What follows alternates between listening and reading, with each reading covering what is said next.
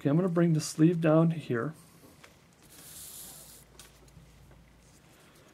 Now the reason why I have enough lumber here, this cutout is going to be more associated on this side, so therefore this is going to go. So all this is going to go away. Oh, sorry. Now what I want to do is to understand how his hand is. In this case, he's going to be holding not the branch like this, but it's going to be like this on the shoulder, back on the shoulder. Not like this where it's up in the air. I've got a couple Santas. In fact, I still got them on my shelf. They're just sticking up in the air and it just looks darn ugly. So therefore, that's why I drew this thing here, is that this arm is going to come back.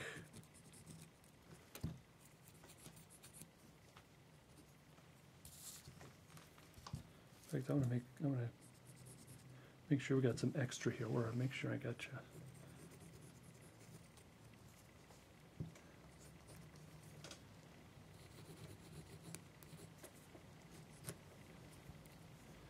And this is going to come down here. And this is going to go straight to the head. So we're going to do a little bit. I'm going to take I think the knife, I could do it. That's why I wanted to talk to you about that, or wanted to do this little thing, is for you to understand your block out what kind of accessories or what do you want this particular character to do, or this particular animal to do.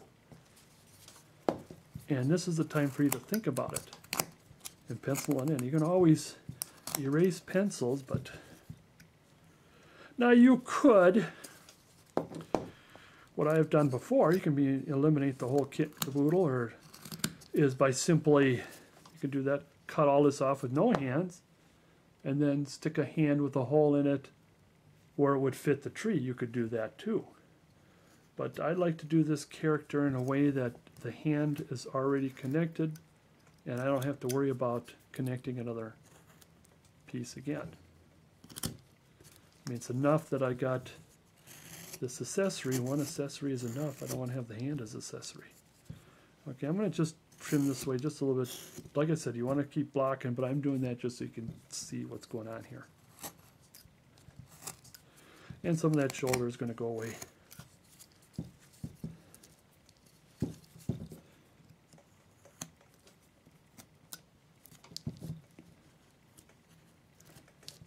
And I'm going to leave quite a bit of wood here for right now.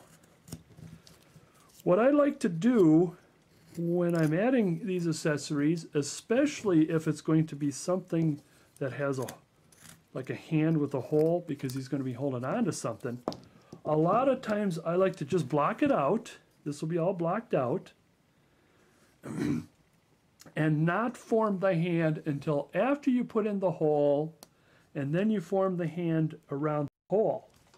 Because you certainly don't want to form this all out and you drill. And the other reason why I don't want to do that, not only because it might not come out right, but the less wood you have when you start drilling, the more chance, a good chance that this is going to break. And you have this nice carving of a arm and a hand and a glove and all that, and here you take the drill in there and it's broke. And when you do a drill, what I like to do is, of course, you start at the smaller drill and you get a larger bit and a larger bit till you get to the bit that you want. So that's what I wanted to cover, is for you to be thinking about your cutout before you get started. Now see, it's perfectly obvious. We're going to take all of this out. You take all of this out. Once you start seeing how things work, that chip ain't coming out of there. You know what? I'm going to put my glove back on. Just want to make sure I finish this part here.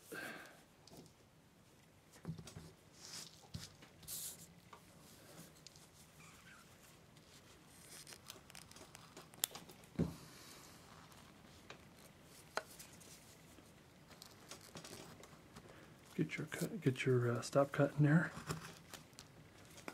Now I might want to leave some of this lumber here for the beard. I'm not 100% sure how it'll go. I'll just leave just a little bit for now.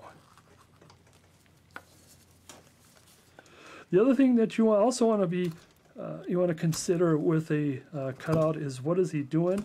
Like this particular one, I wanted him to be bent over, and I'm not sure I'm doing it the way that I really want it to do. And a bent over, it means it's going to come this way and he's going to go this way. I think maybe even cut the wood, cut a little bit, and then put it back on with him bent over, but I'm not going to do that with this one.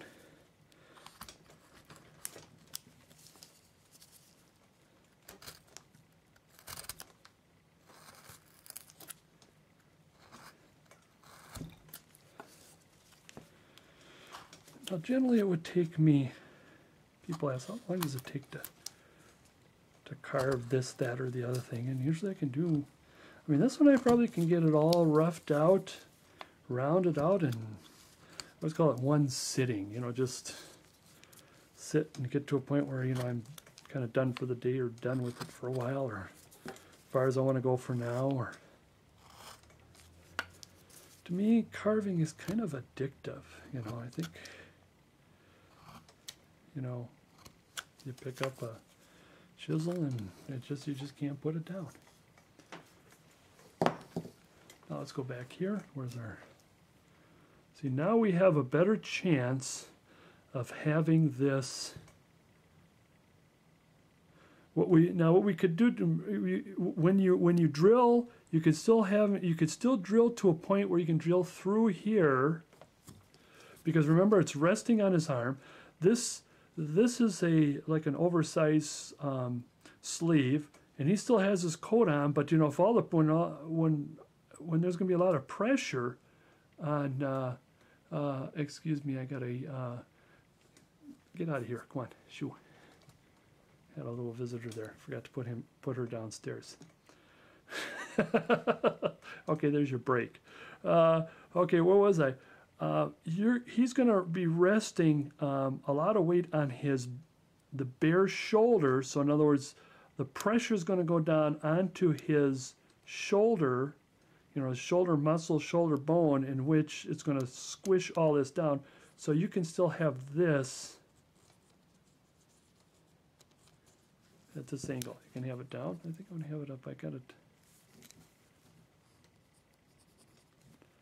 Now, your particular character may not have this, but the thing is that why I wanted to bring this out is for you to look at your block, look at your pattern, what's supposed to go where, and I always like to start with the most obvious things. In this particular case, the arm, the feet. What is the arm doing? What are the feet doing? And once you get it all started, I mean, I look at that, all I need to do is round that off, and I'm darn close to calling it good. Well, of course, I'll have some more detail and all. A little bit same with this side, like I did over here. I would just carve just a little bit. All this would go away. Oh, no, it wouldn't go away, pardon me. See, it's a good thing I had that penciled in. I would have forgotten. And you would shrink things up a little more, and so the beard will come out a little better. You can bring this arm down a little bit. You can bring this arm down a little bit. In this particular case, I do have a lot of lumber there, so I can bring this arm down a little bit according to the pattern. See, it's a good thing I didn't get started. And see how I could change that before you even get started.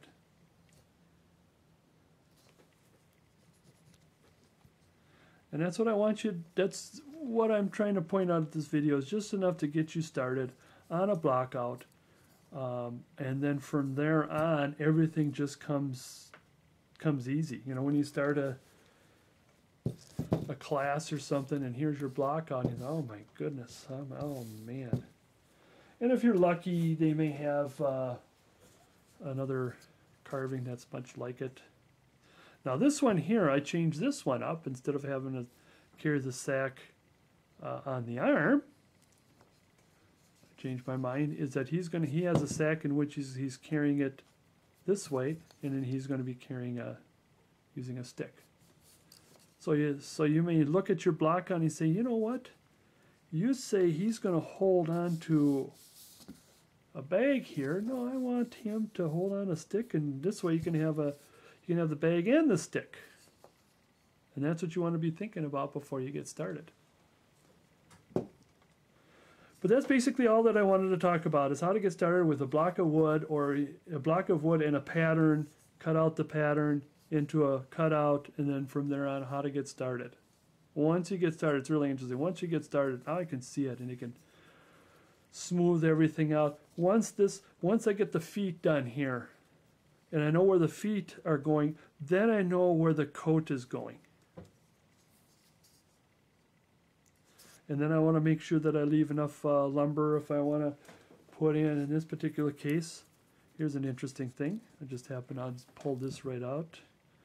How about instead of a belt, he has oops, that's right. He has a rope, because he's holding this all together with a rope. On this side, well, let's put a pocket in there. And this is the time to be thinking stuff like this when it's in the blockout form, because you have all of this lumber to play with. What do you want to put in there? Let's put a teddy bear in there.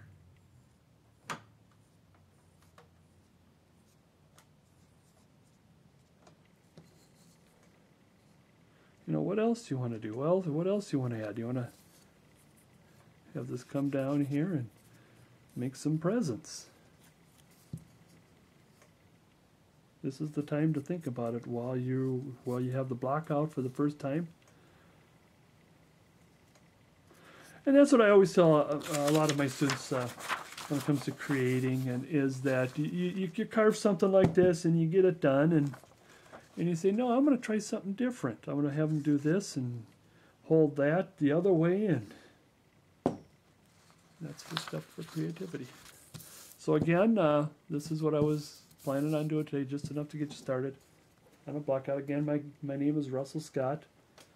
I'm a wood carver from... My website is www.scottcarvings.com, and there I have, I'll be putting up some videos. I also have a link to my blog, which has the latest and greatest carvings. And hope to see you out there in the old carving world. Bye.